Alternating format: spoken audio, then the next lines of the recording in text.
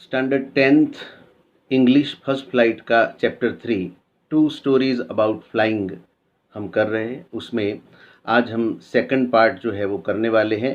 The black aeroplane, Frederick फॉर्सीथ ने ये लिखा है, उसके राइटर हैं। इस लेसन में जो ऑथर है, जो पायलट है, वो किस प्रकार से प्लेन को उड़ाते हुए जा रहे हैं और अचानक उनका सामना एक बड़े स्टॉर्म से हो जाता है और उस स्टॉर्म में उनका प्लेन जो है वो फंस जाता है। लेकिन फंस जाने के बाद भी वो किस प्रकार से उसको बाहर निकाल लेते हैं और एक मिस्टीरियस पावर, एक रहस्यमयी शक्ति उनकी मदद किस प्रकार से करती है और वो उसमें से बच निकलते हैं, उसकी पूरी कहानी है। तो हम ये बात इस लेसन में आज देखने वाले हैं। तो देखते हैं the black aeroplane. The moon was coming up in the east behind me. Pilot कह रहे हैं कि ये रात का समय है क्योंकि मून की बात है इसलिए, और वो आकाश में ऊपर चढ़ रहा है ईस्ट से। बिहाइंड मी यानी उनके पीछे, दैट मीन्स उनका जो मुख होगा वो स्वाभाविक रूप से पश्चिम की ओर, वेस्ट की ओर रहा होगा। And stars were shining in the clear sky above मी, मतलब जो स्काई है वो क्लियर है और स्टार्स जो है वो शाइन कर रहे हैं। There wasn't a cloud in the sky, sky clear है और एक भी क्लाउड वहाँ पर नहीं है, कोई स्टॉर्म की या क्लाउड की कोई निशानी वहाँ पर नहीं है। I was happy to be alone high up above the sleeping countryside, और उस इलाके में जो लोग सो रहे हैं, क्योंकि रात का समय है और करीब आधी रात का समय है, और वो हैप्पी हैं, खुश है कि उन लोगों के ऊपर से यानी आकाश मार्ग से वो अपना प्लेन लेकर के जा रहे हैं। I was flying my old Dakota aeroplane over France back to England, और वो फ्रांस से गुजर रहे हैं और उनका जो प्लेन है वो ओल्ड डेकोटा एरोप्लेन है। ओल्ड डेकोटा एरोप्लेन ये एक ऐसा मिलिट्री ट्रांसपोर्ट एयरलाइंस का प्लेन है जिसका यूज़ वर्ल्ड वार सेकंड में हुआ होगा, और फ्रांस के ऊपर से वो जा रहे हैं और उनको पहुंचना है England. I was dreaming of my holiday and looking forward to being with my family, और वो अभी बहुत खुश हैं और सपने देख रहे हैं। किस प्रकार के? क्योंकि वो हॉलीडे मनाने जा रहे हैं और उनके फैमिली के साथ वो रहेंगे कुछ दिन। तो उस बात से उनके मन में जो है वो कल्पनाएं, विचार आते रहते हैं। I looked at my watch 1:30 in the morning, जब उन्होंने अपनी घड़ी में देखा तो आधी रात के 1:30 का टाइम है। I should call Paris control सुन, अब उनको पेरिस कंट्रोल से बात करनी चाहिए, ऐसा उन्होंने सोचा। I thought as I looked down past the nose of the aeroplane I saw the lights of a big city in front of me, और जैसे ही उन्होंने वहाँ से देखा, जो प्लेन का जो नोज़ होता है उसके बैक के ऊपर उन्होंने जब नज़र डाली तो उन्होंने देखा कि काफ़ी सारी लाइट्स उनको देखने को मिली। क्योंकि आकाश मार्ग से जब कोई भी प्लेन जाता है और वहाँ बैठ कर के हम देखते हैं तो नीचे अगर कोई बड़ा शहर आता है तो वहाँ लाइट्स ही लाइट्स दिखाई देती है। I switched on the radio and said, उन्होंने जो रेडियो है वो शुरू किया और उन्होंने कहा, Paris control Dakota DS-088 here, यानी कि ये एक भाषा है। प्लेन में जब पायलट्स होते हैं तो वहाँ के जिस सिटी के ऊपर से वो गुजरते हैं तो उनको सूचना देनी पड़ती है कि मैं यहाँ से, ये जो प्लेन है यहाँ से गुजर रहा है। तो इस प्रकार वो रेडियो के ज़रिए वहाँ के कंट्रोल सेंटर में ये अपनी बात बता रहे हैं। Can you hear me, I am on my way to England over, यानी कि उन्होंने कहा कि मैं इंग्लैंड जा रहा हूँ, आप सुन रहे हैं। The voice from the radio answered me immediately, और तुरंत ही वहाँ से रिप्लाई आता है, DS-088 I can hear you, you ought to turn 12 degrees west now, DS-088 over, यानी कि वहाँ से रिप्लाई आता है। और क्या रिप्लाई आया? तो उन्होंने कहा कि हाँ, हम आपको सुन रहे हैं और आपको यहाँ से 12 डिग्री वेस्ट की ओर टर्न करना चाहिए, DS-088 over. I checked the map and the compass, उन्होंने मैप चेक किया और कंपास चेक किया। कंपास जो है वो एक ऐसा यंत्र है कि जिससे दिशाओं का ज्ञान होता है। Switched over to my second and last fuel tank, और 2 फ्यूल टैंक्स होती है प्लेन में, तो पहले वाली जो फ्यूल टैंक है उसमें उनका फ्यूल ख़त्म हो चुका होगा, इसलिए उन्होंने सेकंड फ्यूल टैंक जो है उनकी और लास्ट भी है उसको उन्होंने शुरू किया, यानी कि उसको स्विच ओवर किया। And turn the Dakota 12 degree west towards the England, और वहाँ से 12 डिग्री वेस्ट की ओर उन्होंने इंग्लैंड की दिशा में अपना जो प्लेन है उसको मोड़ा। I will be in time for breakfast I thought, वो सोच रहे हैं कि मैं ब्रेकफास्ट के समय होते हुए तो मैं वहाँ पहुँच जाऊँगा। A good big England breakfast, और कैसा ब्रेकफास्ट है? गुड बिग इंग्लैंड, यानी कि अभी जो दूसरे कंट्री में वो रह रहे हैं तो वहाँ का ब्रेकफास्ट खाते होंगे। अब उनका ये जो नेटिव है इंग्लैंड, तो वहाँ का ब्रेकफास्ट खाएंगे, इसलिए उन्होंने कहा a good big English breakfast.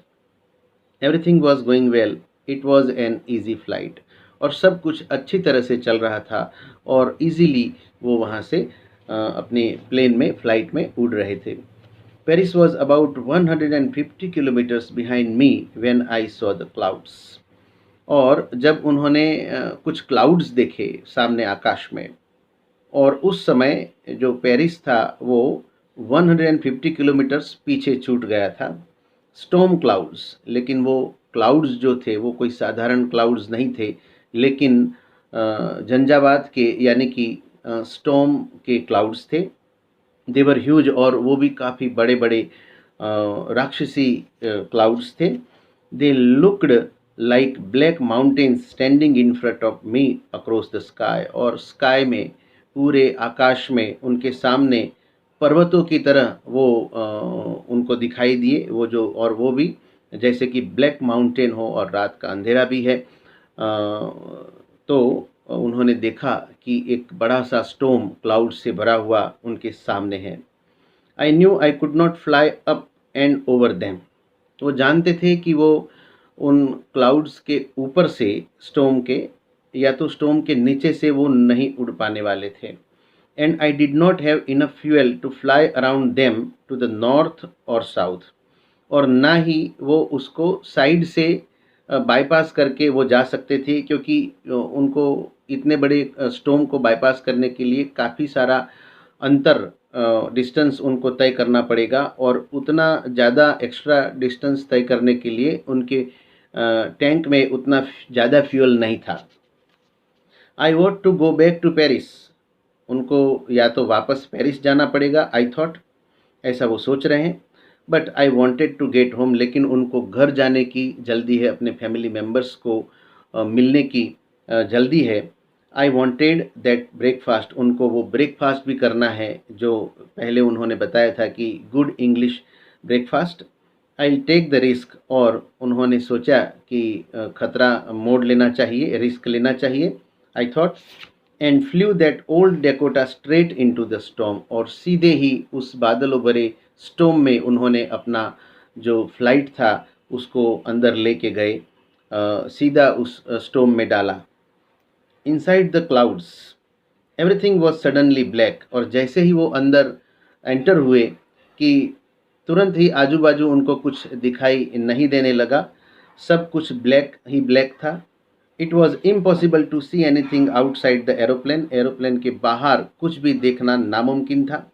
The old aeroplane jumped and twisted in the air, और उनका जो ओल्ड एरोप्लेन है वो एयर में यानी कि हवा में वहाँ पर जंप कर रहा है, ट्विस्ट हो रहा है, यानी कि ऊपर नीचे हो रहा है, आगे पीछे हो रहा है। I looked at the compass, उन्होंने कंपास के सामने देखा। I couldn't believe my eyes, लेकिन जैसे ही उन्होंने कंपास में देखा तो वो बिलीव नहीं कर पाए, उस बात को मान नहीं पाए। The compass was turning round and round and round, लेकिन कंपास की जो उसकी निडल होती है, उसकी जो सुई होती है, वो टर्निंग राउंड एंड राउंड, यानी कि वो सही दिशा नहीं दिखा रहा है, और कंपास की जो निडल है वो राउंड राउंड घूम रही है। इट वॉज डेड, यानी कि वो अब खराब हो गया है। इट वुड नॉट वर्क, वो काम नहीं कर रहा। The other instruments were suddenly dead, और जो दूसरे इंस्ट्रूमेंट्स हैं वो भी अचानक डेड हो गए हैं, काम नहीं कर रहे हैं। आई ट्राइड द रेडियो, और उन्होंने रेडियो ट्राई किया कि शायद कुछ सिग्नल्स मिल जाए, मैं किसी रेडियो सेंटर से बात कर सकूं, कंट्रोल सेंटर से बात कर सकूं। Paris control, can you hear me? There was no answer. उन्होंने पेरिस कंट्रोल को एड्रेस किया, लेकिन वहाँ पर कोई सिग्नल नहीं मिल रहा होगा स्टॉर्म की वजह से, इसीलिए कोई आंसर आया नहीं। The radio was dead too, और जो रेडियो है वो भी ख़राब हो गया है। I had no radio, no compass and I could not see where I was. उनके पास अभी रेडियो भी नहीं है, कंपास भी नहीं है, और वो ये भी नहीं जान पा रहे हैं कि वो किस दिशा में है, वो किस क्षेत्र में है। I was lost in the storm, वो ऐसा समझते हैं कि वो उस तूफान में, उस इतने बड़े स्टॉर्म में वो खो चुके हैं। Then in the black clouds quite near me, और इतने काले घने बादलों, स्टॉर्म के तूफान के बीच में, आई सॉ अनदर एरोप्लेन, उन्होंने देखा कि एक दूसरा एरोप्लेन वहाँ पर उड़ रहा है। It had no lights on its wings, और ये जो दूसरा एरोप्लेन उन्होंने देखा तो उसकी विंग्स के ऊपर कोई लाइट्स उनको नहीं दिखाई दी। But I could see it flying next to me through the storm, लेकिन वो देख रहे हैं कि वो उनके बगल में ही वो उड़ रहा है उस स्टॉर्म में, उस तूफान में। आई could see the pilots face, वो अपनी फ़्लाइट में बैठे बैठे वो जो दूसरा प्लेन या तो फ्लाइट वहाँ उनकी बगल में उड़ रही है, उस पायलट का फेस वो देख पा रहे हैं टर्न टुवर्ड्स मी, और वो जो फेस है दूसरे पायलट का वो उनके सामने देख रहा है। I was very glad to see another person, और जैसे ही दूसरा प्लेन और दूसरा पायलट उन्होंने देखा तो वो काफ़ी खुश हो गए। ही lifted one hand and waived, और जो सामने वाला व्यक्ति है दूसरे प्लेन में, पायलट है, उसने अपना एक हाथ ऊपर किया और उस हाथ को हिलाया। Follow me, he was saying follow me, और वो हाथ के इशारे से पायलट को ये बता रहा है कि आप मुझे फॉलो करिए, मुझे फॉलो करिए। He knows that I am lost, उसको पता है कि मैं इस तूफान में खो गया हूँ। आई थॉट, उन्होंने ऐसा सोचा। He is trying to help me, और वो शायद मुझे मदद करना चाहता है। He turn his aeroplane slowly to the north, और वो दूसरा जो पायलट है वो अपना प्लेन जो है वो धीरे धीरे नॉर्थ की तरफ मुड़ रहा है। In front of my Dakota, उनके डेकोटा के सामने से, so that it would be easier for me to follow him, ताकि उनको फॉलो करना मेरे लिए ईजी हो जाए, मैं उनके पीछे पीछे जा सकूं। I was very happy to go behind the strange aeroplane like an obedient child, और मैं बहुत ही खुश हूँ कि दूसरा प्लेन जो है वो मेरे आगे जाएगा और मैं उसके पीछे पीछे उसको फॉलो करता हुआ जाऊंगा ताकि मुझे रास्ता मिले। जिस प्रकार से एक आज्ञाकारी बच्चा अपने माँ बाप की या अपने टीचरों की आज्ञा का पालन करता है, उसी प्रकार मैं भी उसके इशारों का पालन करते हुए, उसकी इंस्ट्रक्शन, सूचना का पालन करते हुए मैं भी उसके पीछे पीछे जाने लगा। After half an hour, the strange black aeroplane was still there in front of me in the clouds. और ये तूफान से भरे बादलों में आधा घंटा हो गया, तब तक वो प्लेन जो है वो मेरे सामने ही था, मेरे सामने उड़ रहा था, मेरे आगे आगे वो उड़ रहा था। Now there was only enough fuel in the old Dakota's last tank to fly for 5 or 10 minutes more. अभी मेरी फ़्लाइट की जो दूसरी टैंक थी, लास्ट टैंक थी, उसमें सिर्फ इतना ही फ्यूल था कि ये जो फ़्लाइट है वो 5 या 10 मिनट तक ही उड़ पाएगी, उससे ज़्यादा ये उड़ पाएगा नहीं। I was starting to feel frightened again, और तुरंत ही एक भय, एक डर उनके मन में बैठ जाता है कि अब मैं क्या करूँगा, क्योंकि 5 से 10 मिनट तक ही उड़ने का फ्यूल उस प्लेन में, उस टैंक में बचा था। But then he started to go down and I followed through the storm, और अचानक ही वो धीरे धीरे मेरे आगे वाला जो प्लेन है वो नीचे उतरने लगा और मैं भी उसको फॉलो उस तूफान में करने लगा।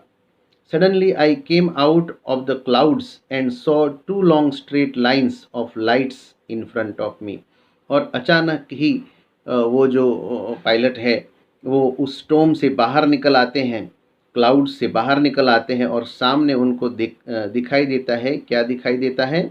2 long straight lines of lights, यानी कि 2 रोज दिखाई देती है उनको लाइट्स वाली उनके सामने।